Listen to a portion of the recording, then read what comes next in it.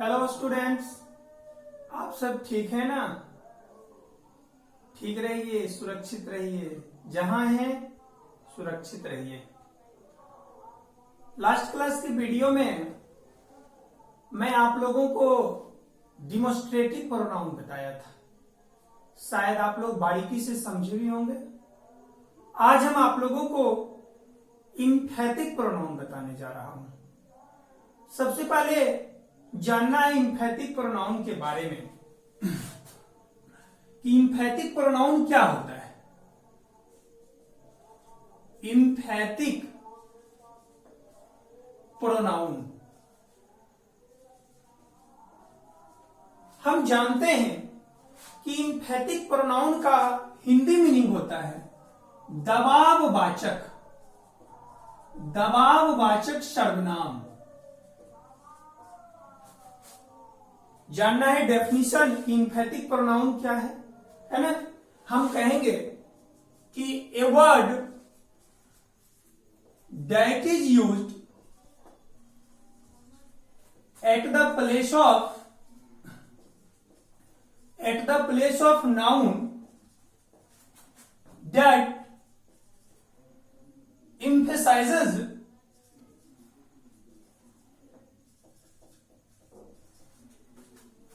the noun is called emphatic pronoun. Emphatic pronoun सबसे पहले इसमें जानना है कि इम्फैथिक प्रोनाउन में कहता है कि ए वर्ड वैसा शब्द that is used at the place of noun, जिसका प्रयोग नाउन के स्थान पर किया जाता है।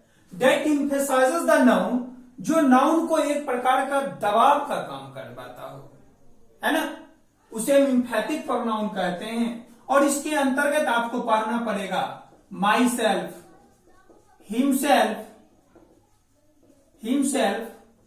Her self, et cetera. इसका फैक्ट है, सबसे पहले फैक्ट के बारे में जानना है कि each and every personal pronoun gets its particular emphatic form. That means कहने का मीनिंग है कि each and every personal pronoun, प्रत्येक पर्सनल प्रोनाउन अपना खास इम्फैथिक फॉर्म को पाता है।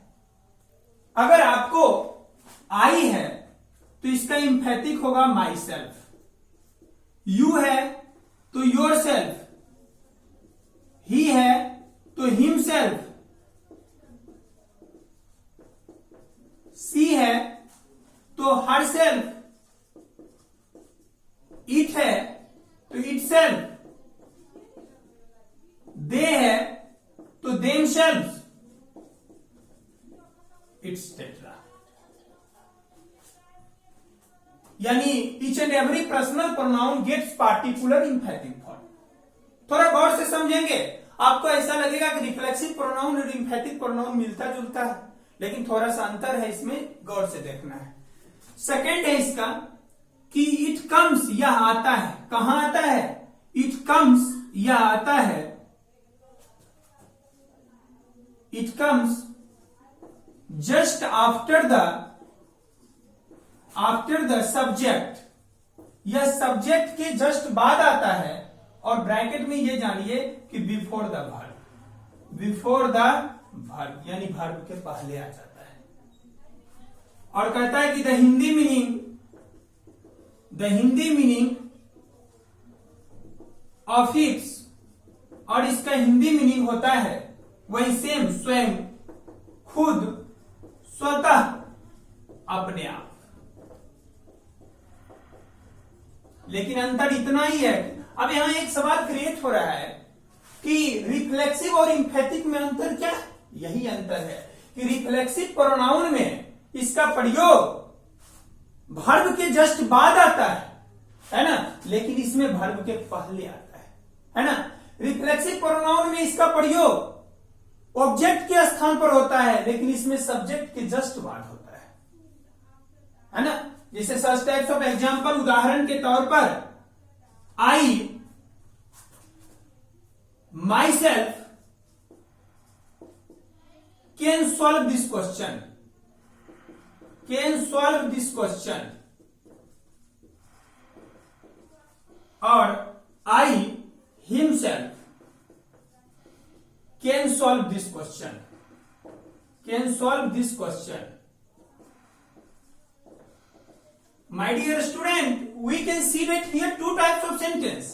हम यहां देख रहे हैं दो तरह के वाक्य हैं, है ना। But finally we will take decision which types of sentence is true and which types of sentence is true. हमें ये निर्णय लेना होगा कि इसमें से कौन सा वाक्य सही है और कौन सा गलत है।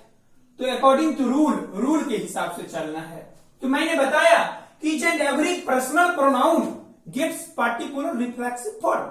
Sorry, each and every personal pronoun gets particular emphatic form. प्रत्येक पर्सनल का अपना इंफैटिक होता है। अगर आई है तो माई सेल्फ, लेकिन ये भी डिसीजन ये भी देखना है कि इसका प्रयोग जस्ट सब्जेक्ट के बाद होता है ना। तो यहां पर आई के साथ क्या हो जाएगा, माई सेल्फ, इसलिए ये सही है और आई के साथ हिमसेल्फ गलत है। आप समझे होंगे। लेकिन इसमें से एक चीज जानना है कि अगर मन में एक सवाल क्रिएट होगा, क्या ये सब्जेक्ट के स्थान पर है? नहीं। याद रखिए कि ना रिफ्लेक्सिव प्रोनाउन और ना इंफैटिक प्रोनाउन कभी भी सब्जेक्ट के रूप में किसी भी सेंटेंस में, किसी भी वाक्य में सब्जेक्ट के रूप में नहीं आ सकता है। ऐसे अगर आपको इसी सेंटेंस को एक ट्रिक पर जानना है ना, तो मैं आपको एक ट्रिक पर समझाता हूं इसी चीज को। कि एक चीज जाने होंगे, एक सॉन्ग सुने होंगे कि प्रेम जाल का लेके ठेका, प्रेम जाल मैंने ही फेंका। गौर से समझेंगे मैं भी क्या बोल रहा हूं कि प्रेम जाल का लेके ठेका, प्रेम जाल मैंने ही फेंका। ये सॉन्ग स्पष्ट करता है कि कार्य सब्जेक्ट करता है लेकिन असर किसी और को पड़ता है। ये सॉन्ग स्पष्ट करता है एक चीज, each and every personal pronoun gets particular emphatic form. प्रत्येक पर्सनल का अपना इंफैटिक होता है। ये सॉन्ग से स्पष्ट हो जाता है कि कार्य सब्जेक्ट करता है बशर्ते असर किसी और को पड़ता है। आप अपने से लीजिए, है ना। मैंने सॉन्ग बोला, आप समझ लीजिए, इसको गौर से समझिए कि प्रेम जाल का लेके ठेका और प्रेम जाल मैंने ही फेंका। यह स्पष्ट सॉन्ग करता है काम सब्जेक्ट कर रहा है, कार्य सब्जेक्ट के हाथों हो रहा है, असर किसी और को हो रहा है। तो आप समझ गए होंगे इंफैटिक प्रोनाउन क्या होता है।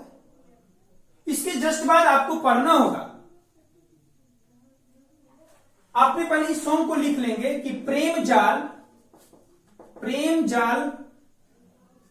का लेके ठेका, प्रेम जाल मैंने ही फेंका। इससे स्पष्ट हो रहा है कि सब्जेक्ट कार्य सब्जेक्ट के हाथों हो रहा है और असर किसी और को हो रहा है। इसके बाद अब आपको पढ़ना है इंट्रोगेटिव। अब आपको बता रहे हैं इंट्रोगेटिव प्रोनाउन। हम जानते हैं कि interrogative pronoun a word that is used at the place of noun that arise a question for the noun is called an interrogative pronoun.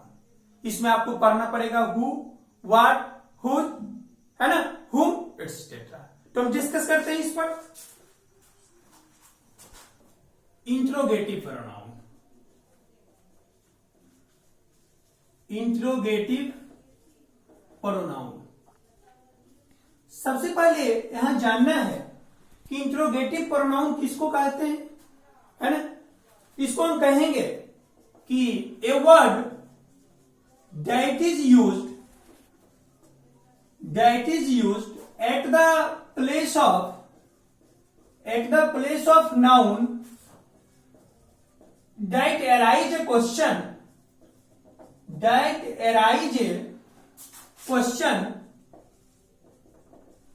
for the noun is called an interrogative pronoun. An interrogative pronoun मतलब कहने का meaning है कि word वैसा शब्द that is used at the place of noun, वैसा शब्द जिसका प्रयोग नाउन के स्थान पर किया जाता हो, that arise a question for the noun, जो नाउन के लिए एक सवाल उत्पन्न करता हो, उसे इंट्रोगेटिव प्रोनाउन कहते हैं। इसमें आपको पढ़ना पड़ेगा हु, हुज, हुम, व्हाट, इट्सेट्रा। सबसे पहले जानना है कि हु का प्रयोग कहां किया जाता है और कैसे किया जाता है। तो देखना है कि हु, हम बोलेंगे कि हु का मतलब हम जानते हैं कि कौन होता है। हम बोलेंगे कि who comes to arise a question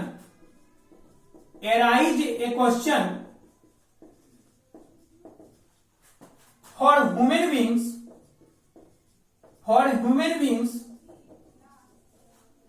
that is the subject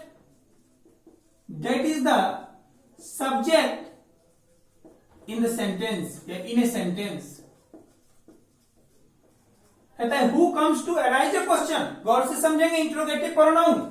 who comes to arise a question, who का प्रयोग सवाल उठाने में किया जाता है for human beings, मानव जाति के लिए, है ना। that is the subject in a sentence, जो किसी वाक्य में सब्जेक्ट के स्थान पर हो, है ना। जैसे हम बोलेंगे कि Ram is a dancer, Ram is a dancer. अब हम सवाल यहां पर राम एक डांसर है, तो राम सबसे पहले ये जानना है ना कि राम ह्यूमन बींग्स है, मानव जाति के लोग हैं। तो हम बोलेंगे, सवाल क्रिएट कर सकते हैं कि who is a dancer, who is a dancer. Answer क्या हो जाएगा? राम। तो इससे स्पष्ट होता है कि अगर मानव जाति के रूप में सब्जेक्ट हो और उसको अगर सवाल उससे उठाना है तो हु से उठाएंगे। सेकंड, हुज में क्या हो जाएगा? Whose comes to arise a question, whose comes to arise a question for the possession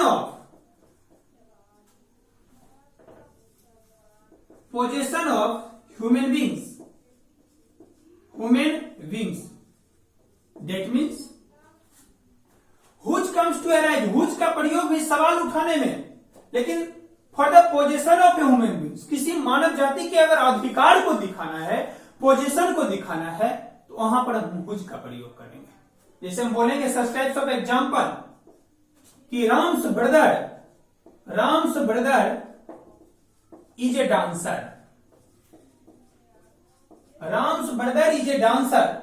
Ram का के भाई क्या है? डांसर है। यहां पर एक सवाल उठा सकते हैं कि whose brothers is a dancer. Answer में क्या हो जाएगा? राम्स। अर्थात जब अधिकार को दिखाना है, गौर से समझेंगे कि हु और हुज, हु का प्रयोग who comes to arise a question for human beings, that is the subject in a sentence. जब किसी वाक्य में सब्जेक्ट के स्थान को दिखाना है तो हु का प्रयोग, और उसी में ह्यूमन बींग्स के अधिकार को दिखाना है तो हुज का प्रयोग करके हम सवाल उठा सकते हैं। तो आपने पहले हु के बारे में जाना, उसके बाद हुज के बारे में जाना, है ना। उसके बाद जानना है कि आपको हुम का प्रयोग कहां किया जाता है ना। तो हुम का प्रयोग, हुम का प्रयोग कहां होता है? हम क्या बोलेंगे कि whom comes to arise a question for human beings,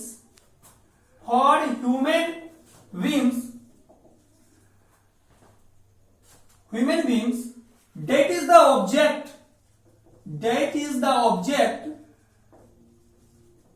in a sentence। अगर ह्यूमन बींग्स हो, मानव जाति हो, और किसी वाक्य में अगर ऑब्जेक्ट को दिखाना है तो हम हुम का प्रयोग करेंगे। जैसे such types of example, Ram killed the Ravan, we can see that here a sentence Ram killed the Ravan. यहां हम सवाल उठा सकते हैं कि whom did राम किल्ड, राम ने किसे मारा? आंसर में क्या हो जाएगा? रावण। अर्थात किसी वाक्य में ह्यूमन बींग्स का वैसा सेंटेंस जब उसमें सब्जेक्ट को अगर ढूंढना है तो हु का प्रयोग, ऑब्जेक्ट को ढूंढना है तो हुम का प्रयोग करेंगे। अगर ह्यूमन बींग्स और अधिकार को दिखाना है तो हुज का प्रयोग करेंगे। नेक्स्ट में व्हाट, व्हाट का प्रयोग कहां किया जाता है? हम कहेंगे कि what comes to arise a question for neuter gender,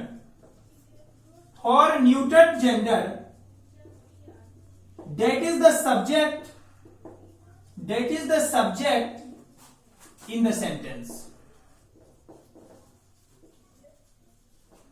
अर्थात व्हाट का प्रयोग इसमें हम बता रहे हैं ह्यूमन बींग्स, मानव जाति, इसमें बता रहे हैं न्यूटर जेंडर, निर्जीव वस्तु, है ना, मतलब नॉन लिविंग थिंग्स। आप जान रहे हैं neuter gender a gender that denotes the given noun neither a male nor female, ना पुरुष हो ना स्त्री हो, that means non living things.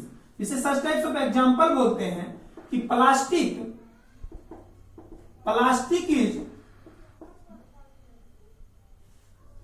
Burning in the room, plastic is burning in the room. यहां सवाल उठ रहा है what is burning in the room, क्या बोलेंगे? What is burning in the room, room में क्या जल रही है? तो यहां पर हम आंसर में क्या देंगे? प्लास्टिक। अर्थात न्यूटर जेंडर, हम जान रहे हैं प्लास्टिक जो है वो न्यूटर जेंडर है। अगर किसी वाक्य में सब्जेक्ट न्यूटर जेंडर हो और उसको अगर उससे सवाल उठाना है, उसको जानना है तो हम किस चीज से उठाएंगे? तो व्हाट से सवाल क्रिएट करेंगे। और दूसरा यूज हम बोलेंगे कि व्हाट कम्स टू, अगर सब्जेक्ट को उठाना है और सब्जेक्ट ऑब्जेक्ट दोनों होता है ना, what comes to arise a question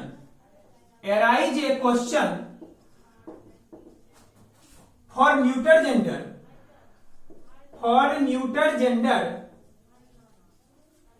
that is the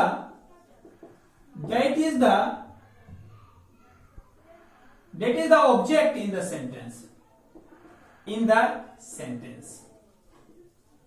अगर किसी वाक्य में सब्जेक्ट को ढूंढना है वो न्यूट्रल होना चाहिए, तो व्हाट का प्रयोग, और ऑब्जेक्ट को भी ढूंढना है तो व्हाट का प्रयोग। तो ये कैसे? इसे बोलेंगे कि I have bought a plastic, है ना, तो व्हाट हैव आई बाउट?